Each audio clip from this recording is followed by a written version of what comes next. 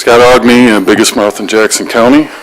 I'm stopping here for multiple reasons. I wasn't expecting to come for the county commissioners this evening. I actually thought the city council meeting was tonight over here, but glad for the opportunity. I will try to put the Danbury letter presentation together, and hopefully we'll have that for the next meeting, because I'd really like to educate you on what the true scope of the separation of church and state was really about. I'd like to just talk about three things real briefly. I've been asked by several individuals to run for Congress again, not as a third-party candidate, but as a Republican to oppose Tim Walberg in a Republican primary. I am in an exploratory phase right now, and I will make a final decision by March 31st. I've been asked because people like my knowledge of the Constitution, of history, of the rise and collapse of civilizations, and the fact that I'm not afraid, and I will not back down to tyranny. I don't care whether it's on a federal, state, or local level.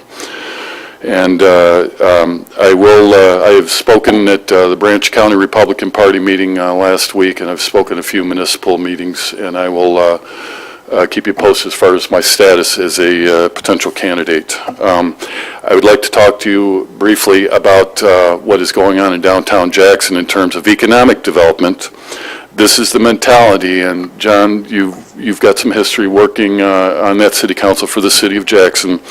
The Michigan Municipal League and Michigan State University and all their elite Vladimir Leninists have come down and said it's a great economic opportunity to take the alley down the street here and paint murals on the walls and repave the sidewalk there, and they think that's going to draw people in.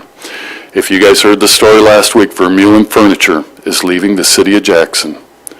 That they've had a loyal residency in the city of Jackson, and this is another local business that has had it with this city. And I believe there are other reasons they're moving out to the west side of the area. But what the Michigan Municipal League, what Jonathan Green, the head of economic development, is proposing, these people don't know anything about economic development. They know socialism. They know Vladimir Lenin. They know how to destroy. And that's what continues to happen. And I would recommend that this county commission explore the possibility of moving the county seat out of the city of Jackson. I think it certainly could be a viable consideration to look at, especially with the continued decay that is going on within the city of Jackson. Thirdly, I would like to talk to you and encourage this county commission with the continued intrusion on a federal level, specifically not only by Congress, but by federal judges to intrude on constitutional liberties. I would encourage the county commissioners to take a look at possibly passing local county ordinances to help protect our constitutional liberties. The federal government is intent on destroying that. They're not going to quit anywhere in the near future. It is going to continue to decay. Moral decay is a huge part of this, and I'm a proud homophobe. If any of the gay fascists in the audience or anywhere in this building right now wants to know, I will not back down to my religious liberty and my commitment to Jesus Christ. I want to thank you for the time, and again, I would highly encourage, Jim, I've already had some preliminary discussions with you, but take a look at passing some local ordinances to preserve constitutional liberty, and they apply to all of us. I don't care whether you're Democrat or Republican. A lot of people have given up their lives to preserve those liberties. I want to thank you for your time.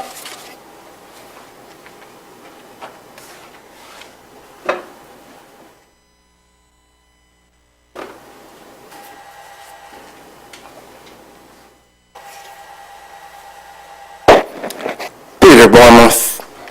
I'd like to point out that the Constitution applies to all of us, and it applies to the commissioners, and it applies to all the citizens who come here.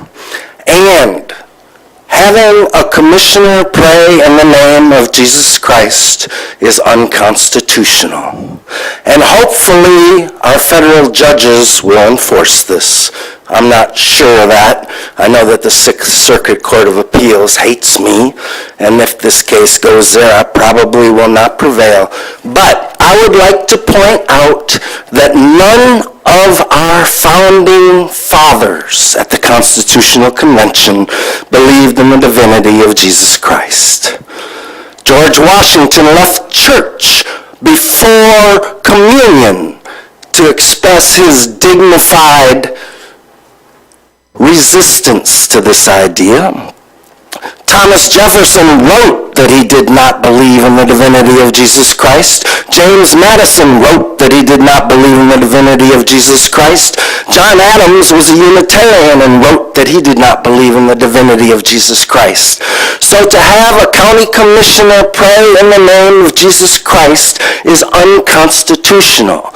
And to have that followed with children coming up to basically program these young, impressionable minds to believe that the government of the United States is associated with the religion of Jesus Christ is a crime.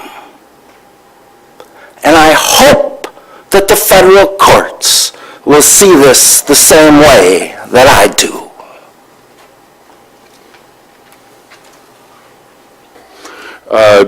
The libraries are an absolute, they're a cultural indoctrination center. They are no longer book depositories. They are about culture. That is what their role.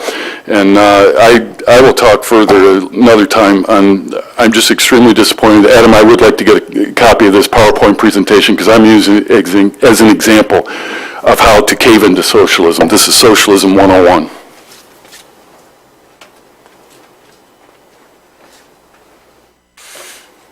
Any other public comment?